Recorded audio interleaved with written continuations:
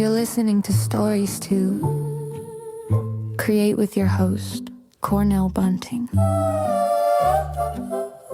Author, motivational speaker, and founder of each episode. Cornell sits down with inspiring voices to uncover the stories that shape who we are and who we're becoming. Get ready to listen, learn, and be inspired. The show starts now. Yes, welcome to another episode of the Stories to Create podcast right here at EOS Club. I'm your host, Cornell Bunting. My co-host today, Ike, in the building. On today's show, our guest studied psychology at Martin Methodist College, BS Psychology at Tennessee State University, General Psychology at Tennessee State University. This is beautiful, people. He has a professional teacher certification from Florida Gulf Coast University, research specialist and co-teacher at Lee County School District. He's an art dealer. When I tell you, people, he got some art now. I've seen his art collection is serious, and he's an art dealer at Africa Art Gallery. He's owner, professional training consultant for Behavior Network and Consulting and Training, a former tutor at Basic Learning Skills Learning Center, Inc., a former psychology professor at Keiser University, a former teacher at Collier County Public School District, staffing specialist at Desoto County School District, a teacher at Lee County School District, Edison Community College, and Florida Southwest College. Everyone, please welcome Mr. Lodovic Kimble. Thank you, my brother. And I think you might have forgot he has quite a resume in fashion. I was just getting the history of fashion, specifically black fashion, and how I should be dressing. Oh yeah. I'm just a Which brother. I'm taking some notes. I'm taking some notes. That's I'm good. just a brother. We have to coordinate. We got to Even coordinate. notice I'm coordinating with short pants on. Oh, I like that. You I are. like It's that. a beautiful thing, man. Listen, we're excited. We wanted you on the show today, because we're in Black History Month. Right. Man, and I was like, who better to kind of polish that up, make that just look beautiful than my good brother here, Mr. Lodovic. And I see you brought one of your book today. We're going to touch on that a little bit. Walking in your footsteps. I like that. So, and you're a legend, man. Thank you. You're a living legend. There is so Thank God much. for the rumor. I like that. I like that. But, I would love for you to take the listeners back, Lodovic. Take us back to the earlier years when a lot of this got your attention and you're like, you know what, I need to take the movement serious, you as the individual you are today. But take us way back, man, back in the teens. Well, if I talk about my experience having parents who were culturally conscious. Yes. We are African Native American, and we always known we were African Native American. We grew up with a Chickasaw grandfather, Right. took strong pride Yeah. in that, and took strong pride in our African history. Right. My parents were not civil rights activists, but they were surely activists. Okay. They stood up against social injustice, Oh, and encouraged us to stand up against social injustice. In fact, my father, because of the discrimination he had the assumption that you could not develop a friendship with a European American. Wow. He actually didn't understand. When my senior year, I bring a guy home named John Floyd that I had got into a fight with, and we had become friends. In fact, just to go back and tell you, I'm got an outfit on at school for Black History Month that's all green. I got a green knit suit on. Shirt on. I got some silk and wool pants on. Yeah. I got some green shoes with green socks. Senior in high school. Yeah. So he sees me at school and calls me a leprechaun. And I told him, a leprechaun? Yeah. Brother, no leprechaun. You got to be European to be leprechaun. So he's not through. Now to set the stage, this is like Cleveland area, late Nashville, 60s, 70s? Nashville, Tennessee. Okay. Yeah. And then the next day, he takes it to the next level to call me the nigger leprechaun. What? And my father has told me from the time I was 12, when I first went to integrated school, you tolerate bull, but if they call you that, I want you to rearrange that face Ooh. to make it very clear. Yeah. You're not going to tolerate it. And what did I do? I rearranged that face. The dean called me in office because I was an outstanding student who never got in fights. Right. And in fact, I was my first challenge to segregation was my senior year in high school. Wow. We had a club on campus called the Southern Gentleman. You probably seen on Facebook page me standing out there. Yes. Called the Southern Gentleman. And I said to black males, we're going to join, and they're not going to stop us. Right. 3 of us joined, and when they took the picture, I'm standing on the front row like this in a green silken wool suit. Yeah. Yeah. Making my point, the fact that if this organization exists at school, I have a right to be a member. Yes. John Floyd, later, some students, I was my high school teacher formed a singing group called Together Heals New Christianity. Mm-hmm. She knew there were students who had potential for college, Right. European American and Africans. We didn't have any Latin students in my school. Yeah. So she would keep us at school to do tutoring. And to get us more involved, she formed a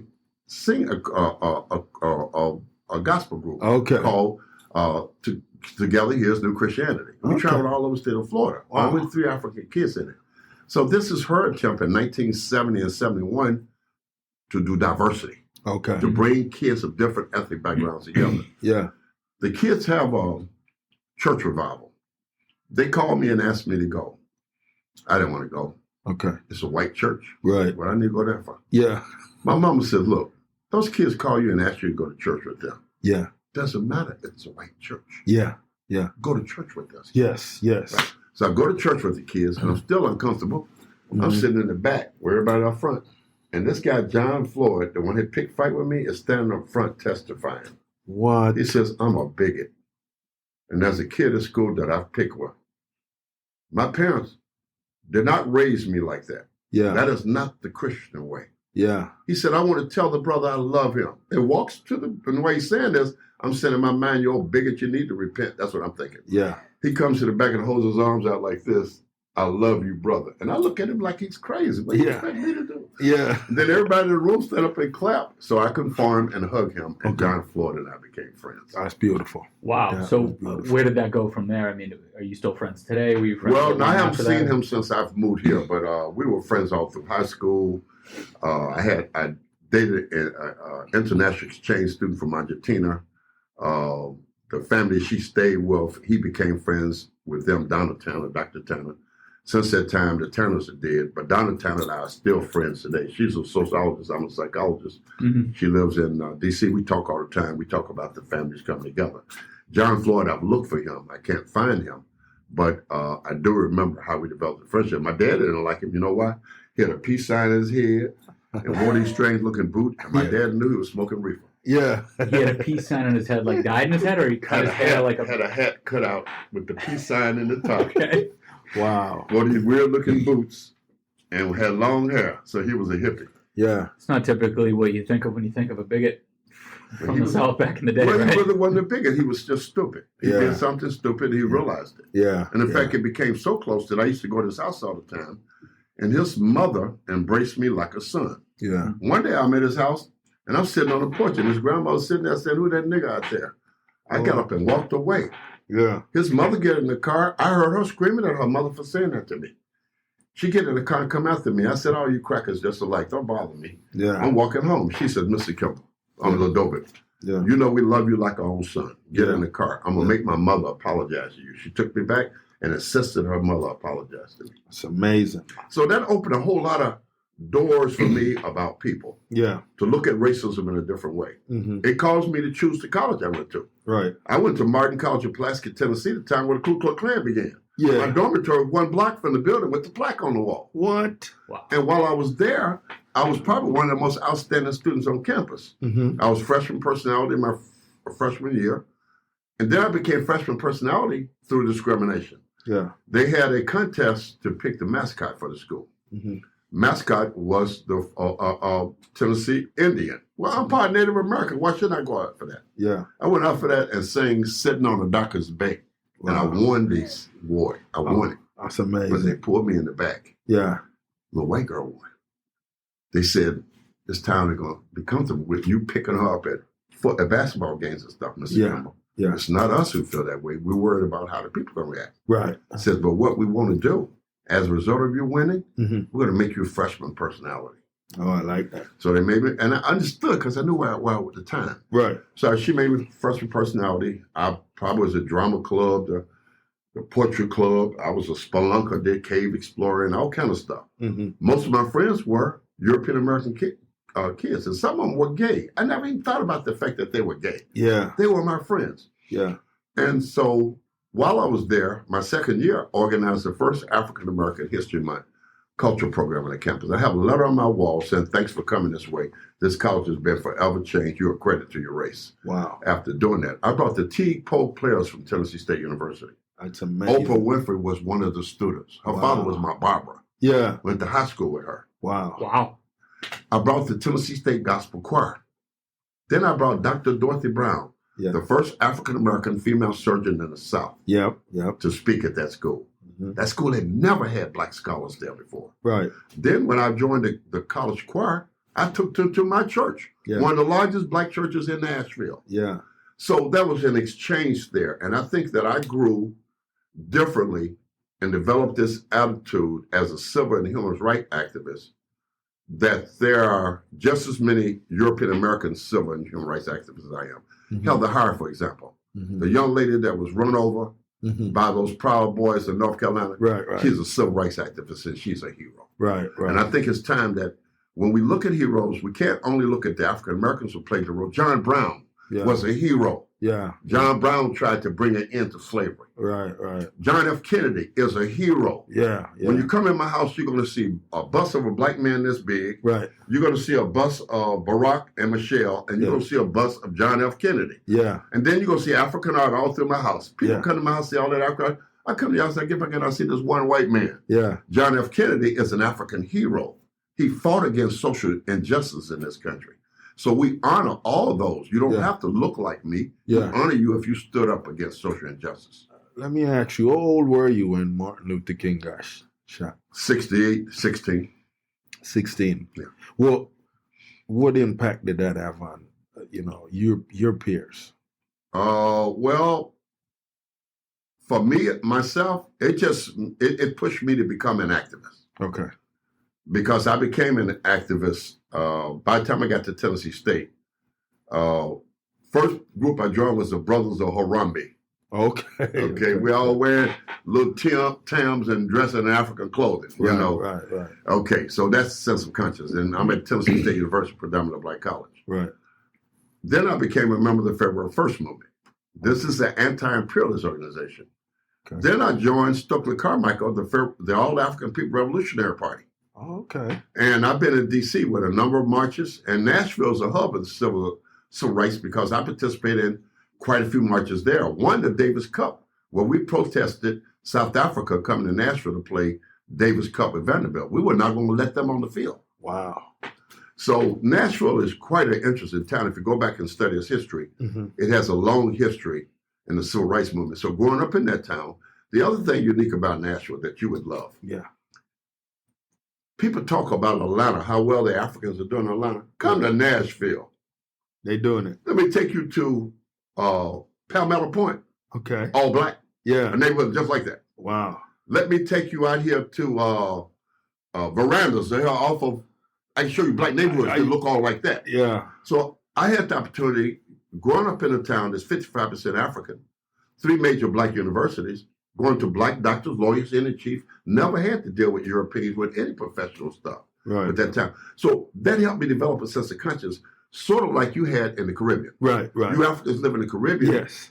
didn't have the same type of oppression that we have here. So you come here with a greater sense of freedom Yes. than the typical African American has. Right. Right. Many young African Americans today no longer have the shackles on their hands and their feet. The shackles are on their brain. Right. Read the book by Niall Magpie called The Chains of The Psychological change of Slavery. psychological slavery. I gotta write that down. Yeah. Yeah. So you had quite a full schedule when you were younger, right? And you said that your parents were activists, and then Martin Luther King affected you in a certain way. I mean, and Malcolm socially. I mean, what did that look like for you? Like, what were you doing with your free time? Did that engulf all of your time? I mean, because for young people today, I feel like they don't have a purpose and they're lost, and they waste a lot of time. What it did was push me into leadership. And I had a mother who always encouraged me to try things new. I'll give you an example. I was a Cub Scout in elementary school, going to a segregated school. I learned to type at age 11 in a segregated school. Mm-hmm. I was involved in plays in elementary school, segregated school. I won an art contest for drawing birds in the 5th grade. So by the time I got to middle school, I became a 4-H'er. Mm-hmm. I won a contest for making a gun rack. Yeah. Then when I got to high school, I was part of Inner High. Inner High was where student leadership from each high school was part of a county-wide group that we met once a month. Right. Then I was a Boy Scout and became all the way to Life Scout and left there and became an engineer explorer. I was in the choir at my church where we traveled all over singing and stuff. Mm-hmm. And then when I graduated, I joined Bobby Jones Gospel Choir. I used to be called we were called I don't remember the name at the time, but I always remember that group. Okay. But my mother made me drop because there were too many young men in their other persuasion, and she's worried they're going to influence me. I'm trying to tell her, when a man is born heterosexual, ain't nothing a homosexual can change that man. Right. I love women. But my mother would not let me travel with them. They went to India one year and went to Texas. She said, "You're not going, you're going to college." Wow. And I took off and went to Martin College. Wow. So the Islam Nation didn't have a big impact. Yes, it did. It did. Because in 1965, my father goes to see Sonny Liston's and Muhammad Ali, and he comes back a Muslim. What? Your father went to go see them fight and then he came back? Okay, went to Louisville to see the Sonny Liston and Muhammad Ali fight. Yeah. And he came back influenced by Malcolm X and became a Muslim. Yeah. So I grew up in a house with Islamic father and Christian mother. Wow. Stay with us. We'll be right back.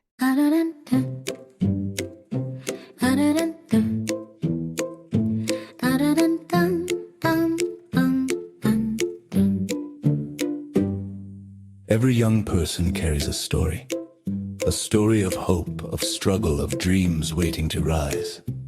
But in too many underserved communities, those stories go unheard. At ease, Inc. Everyone has a story. We believe every voice deserves a chance through mentorship, empowering programs, and storytelling workshops. We help youth discover their purpose, strengthen their mindset, and build a future they can be proud of. From classrooms in Jamaica to communities across Southwest Florida. ES is changing lives, one story at a time. but we can't do it alone. Join us, become a mentor, volunteer, donate, help us fuel the next generation of leaders, creators, and change makers. Visit ahas.org today, because when you help a young person share their story, you help them change their world.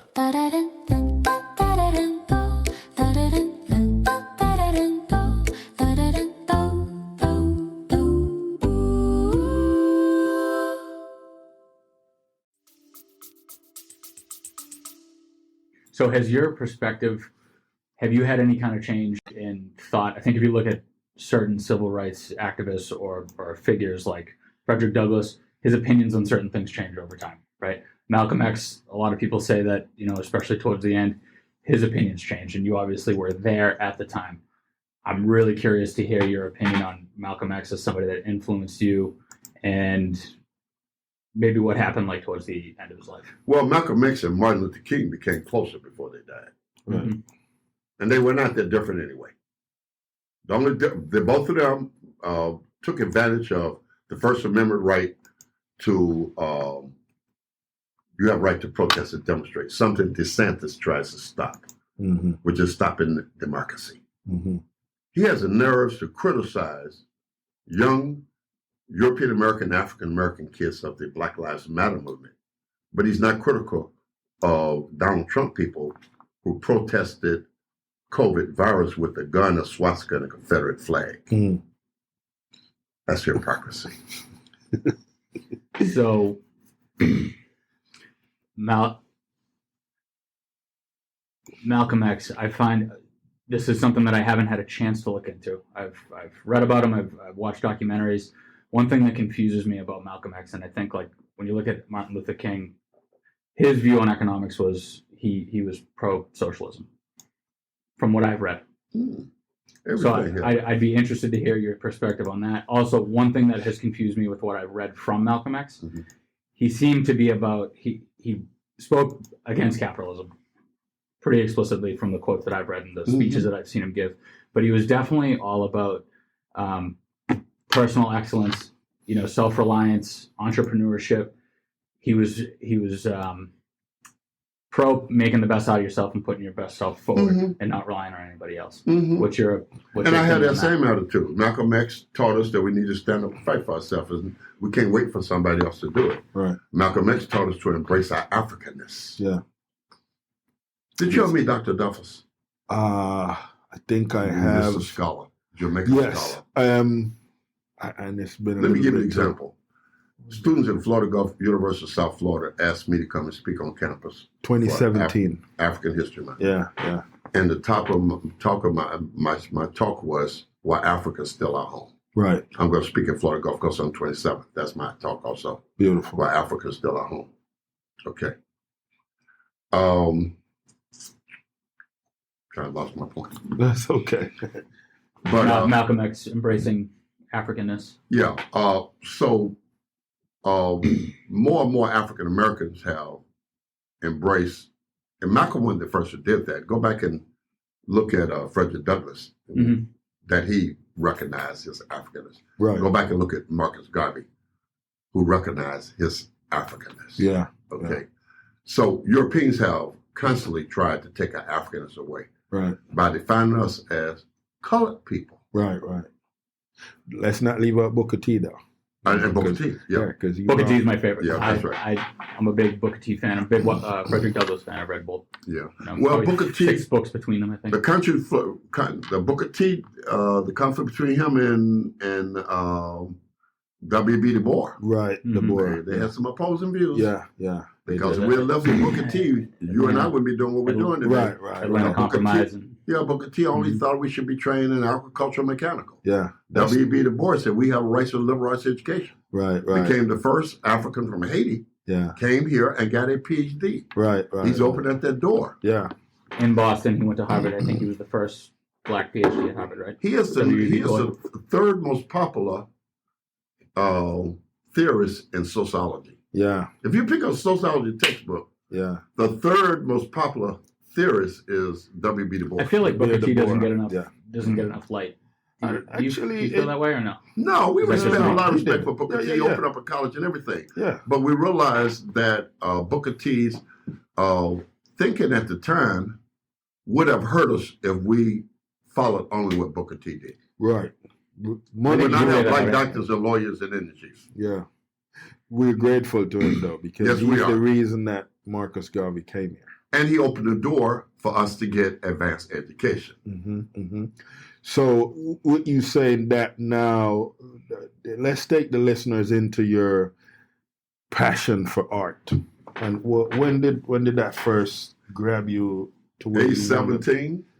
My father had a friend that went to Kenya and asked me, do you want me to bring you anything back? And I said, bring me some drums. Ooh. I still have those 2 drums today. Yeah? Another one of my father's friends is going to Egypt and says, do you want something? I said, bring me some soil from the continent. I still have that sand today. Wow. And so I started collecting African art. And then when I moved here, what really pushed me into it was Aboriginal on Sanibel. Right. I go out there and I have a piece of my house that I paid $150 for. Yeah. That they probably bought in Africa for $35. They're selling it for $900. And I'm critical of them. Yeah. For going to Africa, buying something from the people for $35 and trying to sell it for $900. Yeah. I told my wife we're going to open a gallery downtown and put them out of business. Yeah. So in 1999, I opened Into Africa Art Gallery right here on Henry Street. Yeah. I'm the second African American to have a business downtown. Right. The only reason it didn't survive, we ran into the landlord from hell. Yeah. 30 days after we fixed the building up, put all that money to open it, we got a roof leak. I called him and asked him to fix the roof leak, and he tells me he's on vacation. I got to wait till he come back in 30 days. Wow. When he gets back, he tells me he's not going to fix it. I sick Bruce Strayhorn on him. Yeah. And he bowed like this and gave me my money back. Yeah. Yeah. I go back in there again.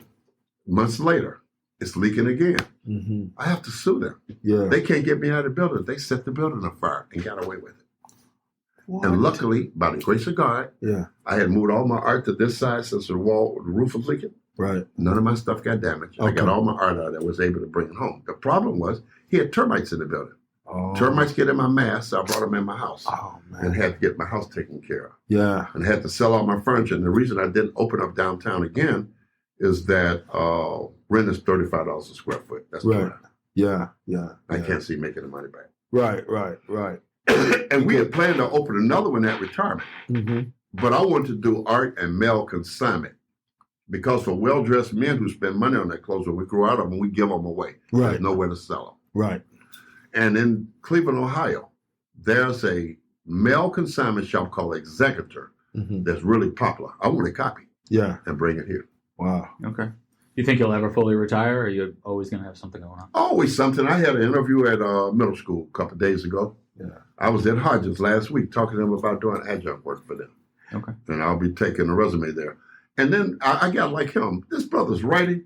I hadn't been writing. And when I retired, I'm bored. I said, why don't you write? Yes. So yes. I wrote this, the first Yes. one. This Yes. is how we traveled during the 60s and when we had to use the Green Book and how my parents avoided the racism Yes. without knowledge of the Green Book. Yes. Then I have letters that I've collected from my students, this thick. Yeah. That's going to go into a book called Letters from a Teacher. Yes.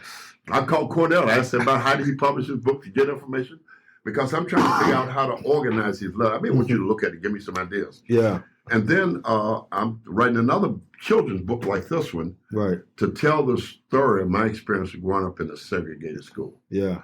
To some extent, it was better than integrated schools Yeah.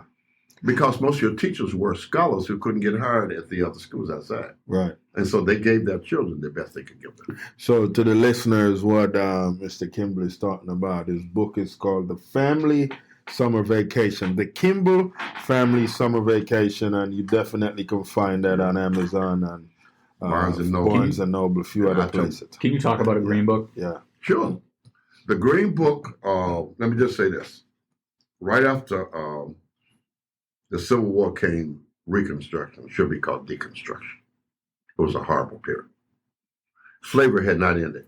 Black men were being captured on the street, put in chain gangs, forced to work in private industry, on farms, and in prison. This didn't end until 1942. You got to read a book called Slavery by Another Name Yeah. Mhm. that talks about that. Right after that period came Jim Crow. Jim Crow created laws that justified segregation, discrimination. That's what CRT is about, the legality of racism. Right. We've always justified it legally through laws. And so during that time, the type of jobs that Africans would get were small and in between. They didn't really make a whole lot of money, they lived in poverty. Mhm. World War I and World War II came. Yeah. Those white males went off to work. Jobs opened up. European women took those jobs, and the African and Latinos and Native Americans got jobs they couldn't get before. Yeah. It was not safe at the time to travel Mm-hmm. through public transportation. Right. You had to sit in a special car. You get a rash, you couldn't eat in a restroom. You had to sit at the back of the bus. If you traveled at night, you took a chance of being attacked by people. You stopped in the wrong town, sundown town, you were lynched. Are you talking still back in the 70s? This is all up to 60s. Okay. The 70s is pretty much over by that time. And Route 66 was a highway, Mm-hmm. the first highway from Chicago to LA, and it offered a whole lot of things to the travelers Right. that were not applicable to us. Mhm. So a gentleman developed what they call the Green Book. And the Green Book is a travel guide that told African Americans what restaurants were safe, what gas station was safe, and what towns did not stop in at night. Right. So my parents had a stacker with deviled eggs and chicken and all kind of stuff. And I always wondered why Mama carried this stacker. I noticed we never went to a restaurant. We always ate at roadside parks or stopped at Native American reservations. Mm-hmm. And my sister, who's a lawyer, said, somebody ought to tell our story about the fun we had in the summer. I go to my mother and tell her I'm going to write a book about the fun. She said it wasn't fun, it was by design. Right. Yeah. We did this to avoid racism. We never traveled at night. We always traveled during the day. And the neat thing about my book, a number of people have written books about the Green Book, but most of their stories are horror stories. I'm telling how we avoided it. Yeah. This is all fun. Yeah. So you've seen the movie The Green Book, right? Yes.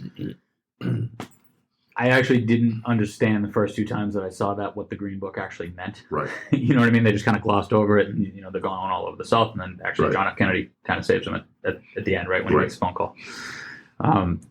I'm definitely going to read that because I think it would be very interesting to hear an account of somebody else going through the same exact thing, and how you said in some ways, when you're a kid and you don't realize, about fun. yeah, it was probably really fun, right?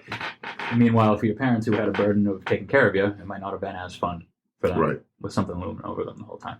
And then once we got to St. Louis, we spent time with my father's family. And I don't know if you've been to St. Louis, but St. Louis got museums like Smithsonian, D.C. Yeah. We go to all those museums, go to the zoo, go skating and stuff. Mm-hmm. And then at the end of the week, we hit Route 66, headed to Villa Ridge, Missouri. Yeah. Stop at Mermaid Cabin, Six Flags, get off at this road restaurant called the Diamond. I remember we used to go in there. I remember we couldn't even sit in there. My cousin had to remind me that we went to counter and order food, that we couldn't even sit inside. And then we drove to my grandmother's farm, and all my father's brothers and sisters would come and bring their children. And for 2 weeks, maybe 30 people on the farm, sleeping in barns, tents, and everywhere. Yeah. So we had that experience every summer. Hey, growing up in this time when a lot of this was so strong, could you take us to a time when you witnessed your parents going through something that was really upsetting for you guys to see? Well, my father was a waiter all his life. And then in 1965, in fact, he broke history. He became the first African-American manager at BMW's cafeteria. Okay. This is before Marston's. Okay, yeah. He and a guy named Joe Darnell. Mm-hmm. And then later, he became the first African-American manager at Shoney's. Okay. And while at Shoney's, some European Americans who worked for him stole money from the place. Now, they're going to blame the black person. Right. They come to my dad as a manager, blame him and his cousin that he hired. Wow. Fired my father. Because my father fought them. Yeah. And they found out there was some European American employees that had stole the money. And he eventually was hired back at Shoney's. Now, he went on to become a supervisor at Vanderbilt. Yeah. And he retired as head of food operation at Barnes Hospital, Washington University. We lost him March 14th last year. At 85. Okay. So I do remember that struggle. Wow. Worrying about where money's going to come from, because now Dad's job is in peril because they're accusing him of something that he didn't do. Yeah. Did you always think you were going to go into psychology? No, I didn't know what I was going to do. I thought I was going to be a lawyer. My parents shaped me to be a lawyer. Mm-hmm. I've always had the gift of gab. Mm-hmm. I was told in the 3rd and 4th grade, you got the gift of gab. You're going to be a lawyer, a doctor, or a teacher. I was told this back. My grandmother said, you talk so much, you got to become a preacher one day. Yeah. And so when my senior year in high school, I did so well in chemistry that my major advisor suggested engineering. That was a great demand. Uh-huh. In fact, she sent me to a science fair at Vanderbilt University. I would never forget the fascination of all that stuff I saw at Vanderbilt. So I get to Martin College and I major in electronic engineering, which is computer science. Right. And my oldest son is a computer scientist. Mm-hmm. I didn't have the math background for engineering. Right. I told my dad, I'm not doing well, I got to change. He said, you got the gift of gab, we shape you to be a lawyer. Why don't you major in law? Yeah. So I changed to political science. I love history, but I can't stand civics courses. Yeah. So I took one biology course. It was so unique that way that biology course was taught. Mm-hmm. The professor broke us off into teams and told us found a body of water. Yeah. Analyze that water, find every living organism, identify every mineral in it, and if found amoeba, you automatically get an A. Wow. My group did all of that and got the A. He pulls me aside and said, "You're in the wrong field. Yeah. You're a science student. Yeah. You should become a male nurse." But in 1971, what masculine male was going to become a nurse and have a personal sexuality? Right. So I take one course in abnormal psych. I was so impressed with that course, particular visit we took to see children before mainstream. And a little boy ran and jumped up on me, hugged me, and scared me to death. The guy says, "You look like his therapist. Hug him and he'll get down." Then I did a paper. We had to make up a condition Yeah. and how I developed a childhood. So I made up a condition about a boy who had Oedipus complex, in love with his mother. Mm-hmm. And mother made it hard for him to develop a relationship with women. And so students in the dorm found out I was doing it. They helped me. Wow. They suggested that I said a boy is from Oswego, New York. Yeah. His name is Johnny Ewing, and he went to Budweiser High School. When I said that, the whole class fell out laughing. I got an A, changed my major to psychology, and stayed the course. Wow. So your parents were hands-on, right? They gave you direction. They told you, you're going to find a path. You got all these paths that we're going to lay out there for you, but you're going to pick one of these, right? Well, not like that, but they saw education as a value, and they told us we could do more. And then not only that, I had the opportunity around me of black doctors in Indian chiefs who were my parents' friends. Mm-hmm. These were my role models. This is why it's important in a public school system that African and Latino and Native American children have teachers who look like them to identify with. When I was at Oak-Hammock for 11 years, the principal there was Jennifer Barnes. Mm-hmm. First thing I said to her, 65% Latino kids and not one Latino male. Ms. Kimble, why is that important? They need somebody who look like them. Yeah. It's not enough that they got me. I stayed on her till she hired 5. Yeah. Then I went to her and said 75% minority children and all these European American administrators. Yeah. Why not one of them African or Latino? Right. And I stayed on them till they hired a Latino woman. She came to me and says, "Ms. Kimble, they tell me I'm assistant principal here because of you." Yeah. And then I went to her and complained that the kids are learning from a Eurocentric perspective. Right. African kids need to learn things about themselves. Latino kids need to learn things about themselves, and we all need to learn about each other Yeah. to develop cultural respect. Right.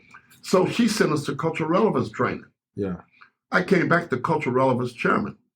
We honored everybody's month at my school. LGBT, disability, Yeah. African American, Native American, Latin American. We honored everybody. And now we got a governor like DeSantis who's committed assault on public education in the state of Florida. So you just said a lot right there, and I want to tie my own story into it because I think it's important. People talk all the time about being colorblind. You just said something that I think is profound, right? Be colorblind in like people's rights, but I love looking at people that look different than me and have different experiences than me and learning from them and having respect for their culture, right? I think that's very important, right? I'll come out of the closet in the conversation right now. I am a politically right-leaning person. Okay. One of the things that you just touched on is the importance of seeing people do certain things that look like you, right? Many people on the political right don't believe in that. They think that's a bunch of crap. I used to think that, and it actually used to about themselves. Right. So I used to, when I was younger growing up, I used to get kind of pissed off because I'd say like, dude, I'm working hard. I'm not like coming from a good situation, right? We're all supposed to be the same. We're all supposed to have the same God-given right to do whatever, right? As I got older and I started mentoring kids, mostly in inner cities, that didn't look like me, I can't tell you how apparent it became to me that there was a gap between us that I was never going to be able to bridge. Because it doesn't matter how I see it. They perceive the situation a certain way, right? And the most impactful conversations that I ever had with them was when I brought people that looked like them into the room. Because basically what I've done, I spent a lot of my career promoting architecture, construction, engineering, right, to young people. Okay. Not a lot of representation across the board in any of those industries. And I had 2 girls that actually wanted to be plumbers, right? what young girls want to be plumbers. Ain't nothing wrong with it, right? Yeah. Actually, I tell Cornell all the time when we talk to kids, if I was 18 years old in Southwest Florida right now, I would start my own. I'd learn how to become a plumber. I'd start my own plumbing business. I'd be a multimillionaire by the time I'm 25. Mm-hmm. Right. But again, going back to that, how awesome it was that you were able to look around and see people that had, they were doctors, they were lawyers, they were this, they were that. I guess what I'm trying to say is it's important to look at other people's cultures and understand the perspective that they have, and that you didn't grow up in the same situation with them. You don't have the same skin color as them. You don't have the same mind and thought process as them, and you don't understand what they go through. Right. Right. You use one word that you want to eradicate. There's no such thing as colorblind. To be colorblind is to be color ignorant. Mm-hmm. Right. That suggests that you don't see diversity. Right. That's what early Republicans said. Right. To suggest I'm not a bigot. Right. Then Exactly. they turn around and say something just as discriminatory and say, I'm colorblind. Right. You cannot be blind to the fact that there are differences between you and I. And I agree, and that's why I tried to do the Yeah, it's not I don't like that. It just doesn't make sense to me. Yeah, what you Right. want to be is culturally aware, not colorblind. Yeah. Right. So it's not that you see somebody and you don't see their uniqueness. It's that you're aware of their uniqueness. Exactly. And then when you come in contact with them, you have to understand that they may not see things the way you see it. And so if I'm a social cultural psychologist, so I teach that. Mhm. I wish I had brought some of those letters. In fact, I'll tell you two that's really interesting. It's on my phone because I posted some on Facebook the other day. Mm-hmm. A student named Lisa Whitten said she met this one professor and they couldn't get along because he was so far to the right that he couldn't see things from other people's perspective. Mm-hmm.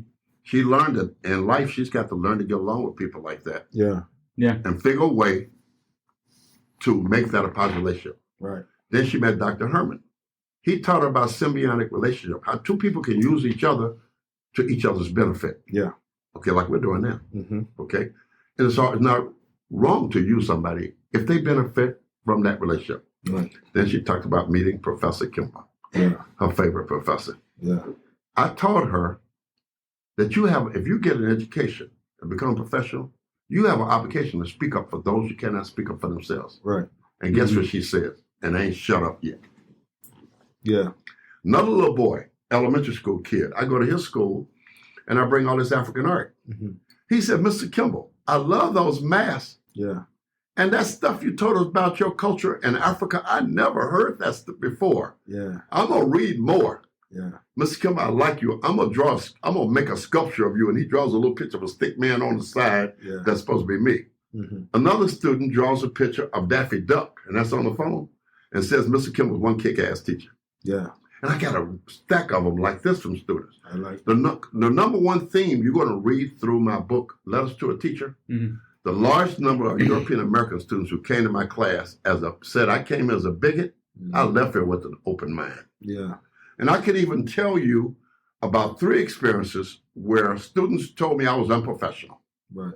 I had one European American male tell me that he calls people spick, niggas, and stuff, and he was raised that way.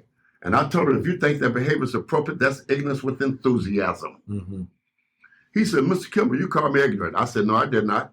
I said, your behavior Yeah. is ignorance with enthusiasm, that you are proud of that stuff. Right. I'm going to drop out of your class. I find you unprofessional. We got personality conflict. Maybe you should. Right. So he drops out. Yeah. I'm in my office one day, and this big old dude standing by my door crying. Yeah. I walk past him and ignore him. Yeah. Mr. Kimble, I need to talk to you. What do you need to talk to you? What you said about me is true. What is that? I'm a bigot. How'd you come to that conclusion? He goes to Immokalee, to Cinco de Mayo.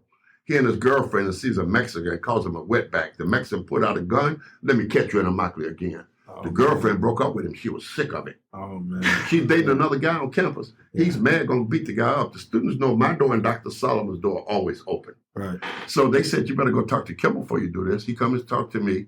I talked to him about the birds and the bees and all that stuff. Years later, he shows up in my class again, makes an A. Years later, I see him out dating an African woman. Yeah. Another situation, an Italian kid in my class tells me I'm unprofessional in my discussion about racism. Yeah. He tells me racism exists because I keep talking about it. So he drops out of my class. Then he comes to my office one day and tells me that he's dating Judge Schaefer's granddaughter. one of the ex-judges. Yeah. Richard Schaefer was a principal at Riverdale. Right. His brother's daughter. The brother come home one day, meets the young man, and asks him where he's from. He says, I'm Italian. He told him, my daughter don't date inside-out niggas. This is what an Irish person.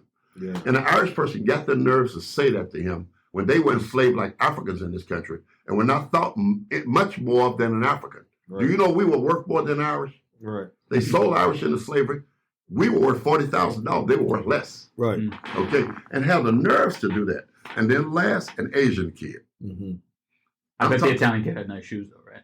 Oh, no. No. I'm just kidding. Oh, nice shoes. Yes, he did. He was sharply dressed. He became real close to me after that happened. The Asian kids. I'm talking about the Chinese Exclusionary Act. Mm-hmm. I'm talking about the massacre of Chinese wealth right after the Civil War. Mm-hmm. You heard about all these black massacres? Mm-hmm. It happened to the Chinese too. Mm-hmm. The research, read it. Right. And then I'm talking about the internment of the Japanese during World War II. Right.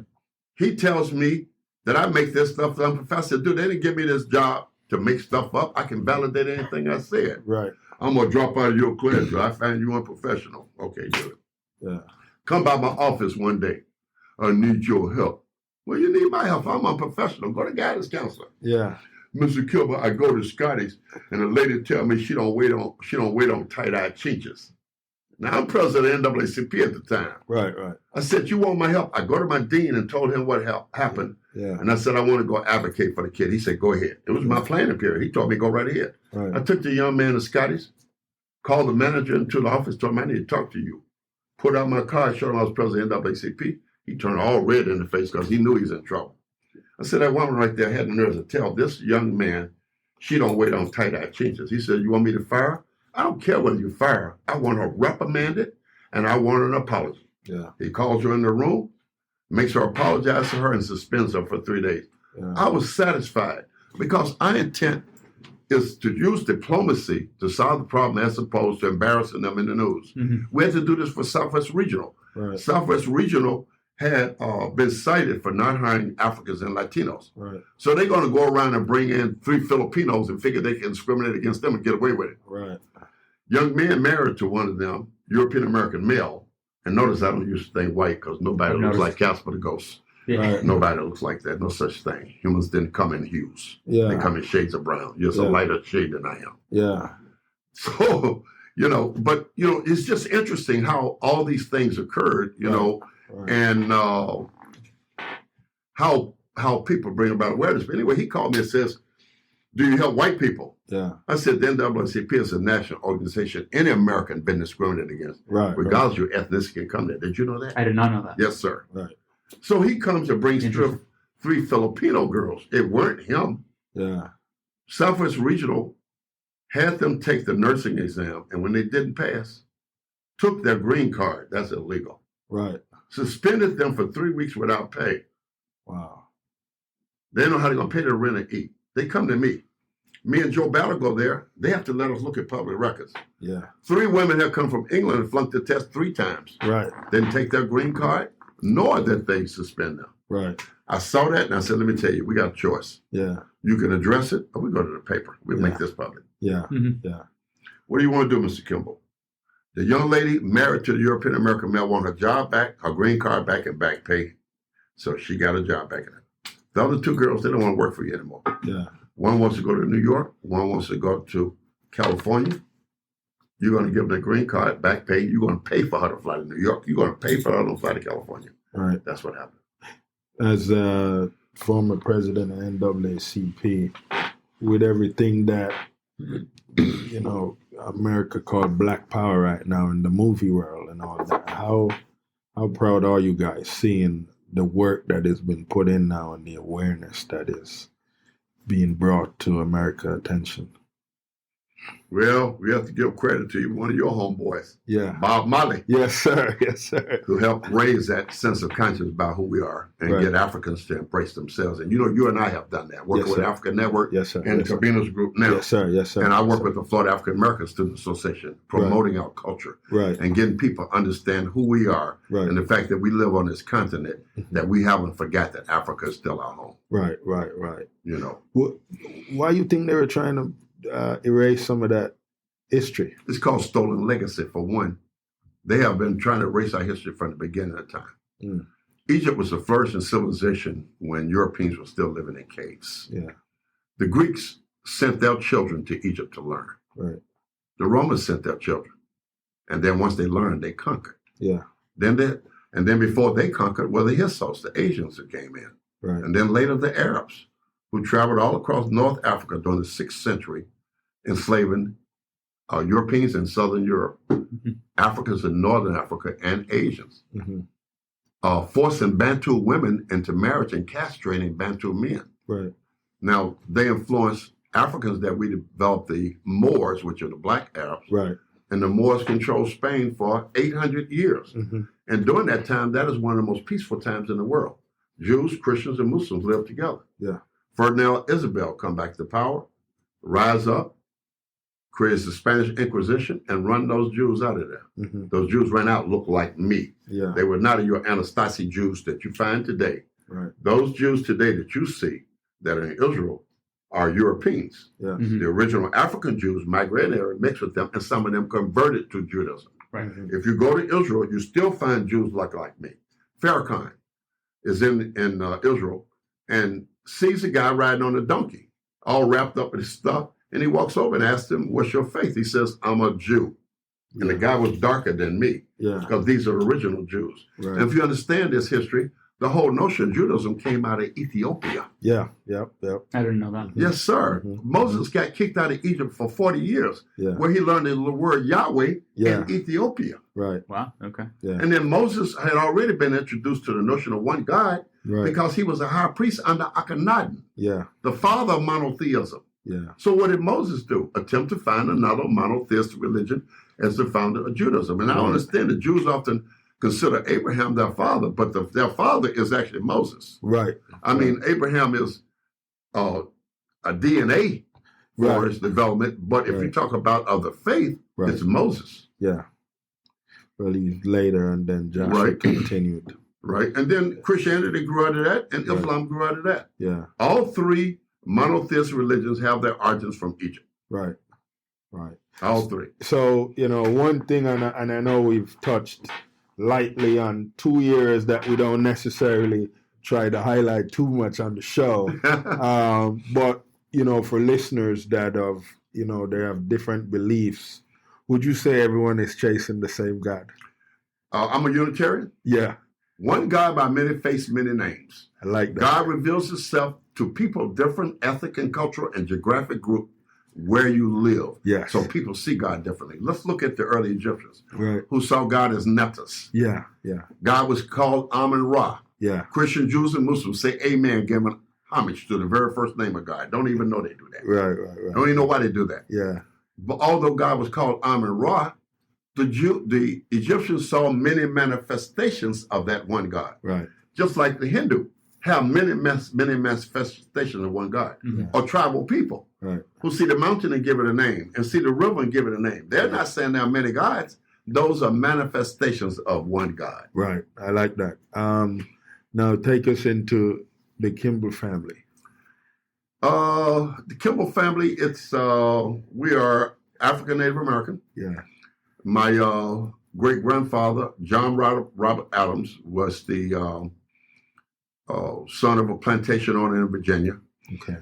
Walking through Virginia on the way to Tennessee, he met my grandmother on the trail in which we cried, Mm-hmm. and married her. She's African Chickasaw. Okay. They had 4 children. Of those 4 children came my great grandfather, William Adams. Yeah. William Adams married Abby Davis. Okay. Abby Davis' father was John Davis, the European doctor, Right. who fathered 4 children by my grandmother, And it wasn't her choice. It wasn't her choice, huh? We call it what Oh, it my is. goodness. And then she died during childbirth when Abby, my grandmother, was born, Okay. and she married William Adams. Okay. They had 17 children. Wow. Of those 17 children came my grandmother, Yeah. Catherine Adams. Yeah. When Catherine passed, one of the things we did was try to get her registered with the tribe. And I did a tribute to her, Yeah. citing our African and Native American ancestry. Let me tell you why it's easy to embrace Native American ancestry. Native Americans are African people. Anyway. Right. The ones who came across the Bering Strait are Afro-Asiatic because they migrated into Asia and mixed with Asian people. Right. Here. The Indonesians came here. You find the Indonesians have the same DNA as Native Americans. You find the sweet potato there. They had to come here to get it. The oldest tribe in Mexico are the Olmecs. Yeah. They got broad nose, big lips, and look like us. They look like they came from Nigeria. Right. The oldest civilization found in the Americas was found in Peru, Yeah. settled by people from Egypt and Mesopotamia. Last week I'm looking Yeah, I at, think they just found the oldest skeleton. It was like 13,000 years old or something like that. they found one in Miami that looked like they're from Mesopotamia, Egypt. They haven't solved it yet in the Miami area. Yeah. They were showing the Mayans left there and came here. Go to St. Louis, Missouri, to East St. Louis. There's a whole Mayan village and mounds that look like Egypt. Wow. And they're all over the United States. Yeah. Why do you think they built these mounds that look like pyramids? These are the same people. Yeah. We're the same people. And you got to understand the world was once one landmass called Pangaea. I got another book I suggest that you read. There you go. The Penguin Atlas of Africa, 42 maps that starts with Africa from Pangaea. Yeah. When humans first arrived as Australopithecines, evolved in Cro-Magnons, Neanderthal, and Denisovans, and then the first tribal people, the Fulani and the Bantu, and how they spread all over Africa and began to migrate all into Europe, developing the diversity of people we have today. Wow. I need to get a list of all these books. You're an African too, whether you know it or not. You're Yeah. right. I got to get a list of all these books. I try. So I told you that, like, Eileen, right? And I've learned so much in this conversation, and I've become aware, right? And now that I'm aware, I need to go find the end of the road there. I try to read as much as I can. And I think it's important too, like, especially when you know you disagree with somebody, to try and go out of your way to understand. Like, I might lean right, but I've read Obama's books, Ilhan Omar's books, the list goes on, right? I try to go out of my way to understand. And Right. That's what you should. That's what an intelligent person does. Yeah. You're not relying on your own understanding. That's what that meant. Right. And that's the same thing I'm saying about this governor. Yeah. Some of the stuff he's doing is some of the most racist and bizarre stuff. Yeah. And he has no shame. Yeah. Now, here's the problem I got with your party. Yeah. Whoa. I said I was on the right. Okay, I didn't say not party. Yeah. Okay. I'll take that back. My honest Here's opinion the is problem I got with the 95% right, shall I of say. politicians Yeah. are Here's the garbage problem anyway. I got with the right. Yeah. We have to, the three of us are talking and respecting each other. Yes. And if we had to solve a problem, we would have to negotiate. Oh, definitely. And to find a solution, we would have to come up with a consensus. You gotta come up with The problem is the right does not want to negotiate, nor do they care about a consensus. Man. It's not And I think that the one half would say the other thing, same thing about Well, the they other can. half. I don't see how they can say that about us because we have offered a compromise. I'm gonna give you an example right here. You got an image of Robert Lee in Confederate uniform and county commission behind them. European Americans should be offended as we are. Yeah. See, now I'm on the right, and I don't think that should be there either. That's what I'm saying. How do you? So real quick, we gonna touch more on this, but for time's sake, Okay. let's bring it back just a little Okay, bit. bring it back. I want you to bring the listeners to the current family, your family, the immediate family. Yeah, I was talking about family. So, after that, my father, my grandmother married Edison Kimble, who's African Cherokee, Okay. and they had 7 children. Okay. And that's my father. Well, they had 4 children. My father's one of those. And my father married my mother, Yeah. who's African Crow. Okay. And we had seven children. I'm the oldest of 7. Okay. So, and then my parents were conscious enough to not give their kids typical European names such as Tom, Dick, and Harry. Right. Their names are James McKinley and Mary Elizabeth. Yeah. Although Mary is Egyptian. Okay. Okay, most folks don't know that. That's Egyptian. Okay. I'm Lodovic Brion. Say that again. Lodovic Brion. Brion. Okay. As French as it can come. French Romanian. Yeah. And I speak a little French. Bonjour, monsieur, enchanté. Oh, sure. Then a brother behind me is Adonis Cordell, Greek. He lives in Cape Coral. He's a musician. Okay. Sister behind is Tarin Manetta. And but she became a housewife. Was a professional model. She stayed there. She could have been a Tara Banks. She was making $150 an hour in 1975. Amazing. Wow. And gave it up to get married. Wow. A brother, Antonio Leander. Yeah. He's a draftsman, was in architecture school, didn't finish. And if you see him, he looks so Native American that he can blend into the Latino community. In fact, he lived in California. We called him Pablo because he lived in the Mexican community trying to pass. Right. And they Native American. In fact, his last child is by a Native American woman because he looks so Native American. Yeah. Then I have a sister who's a corporate lawyer. Behind that is Marissa Levine. Right. And then I have a brother that's an artist and in insurance and stuff. That's in painting. That's what he does. His name is Juan Mandel. Yeah. And then the baby sister is Alethea Deity, and she's an occupational therapist. That's amazing. And then my father got two other children, Okay. Crystal and Ronald. Okay. I mean, this is as common as can be. Now, Crystal's in computers also, and so is Ronald. Ronald's in California. He's in computers as well. The interesting thing about my mother and father divorced, my father remarried, and Crystal was born. Yeah. And Ronald pops up at age 55, knocks on my dad's door and says, I'm your son. Wow. Grandkids. Yeah. I have 3 grandchildren, 2 sons, grandsons, and a granddaughter. Okay. One's 13, one's 12, and the little girl will be 11 in April. The little boy who's my son and his wife, he's a computer engineer with Citrix, and one of the top managers. Yeah. His wife is an optometrist, just opened a new optometry clinic in Winter Garden called New Vision Care. Okay. She had been working for Vision Works. She did her own thing this year. Mm-hmm. I feel like you know somebody in like every industry. I just have to call him. And then I have a son that's a hip hop promoter and just got into a podcast like you. Yeah. I try to get him to do radio. Okay. He's got the voice for it. Yeah. He wouldn't do it. He did somebody's podcast, so he started doing his own. Nice. There you go. But he has a business called The Ill Spot and Higher Ground Production. Okay. So let's say you're an artist, Mhm. and you come to him and he thinks that you can draw a crowd. Yeah. He'll go to a bar, rent the spot for an ill spot night. Okay. They bring that artist in, they pass flyers over and advertise to pack the place for people to come to see this new artist. The bar makes money, he makes money, they make money. That's beautiful. If they like what happened there, they sign with High Ground Production. He gets some exposure other places. Yeah. He also goes and sets up the shows for Capoello and all that kind of stuff, sets up the stage, works the Super Bowl, all that kind of stuff. Oh, man, Wow. that is amazing. So now, as our listeners have discovered, you're an author as well.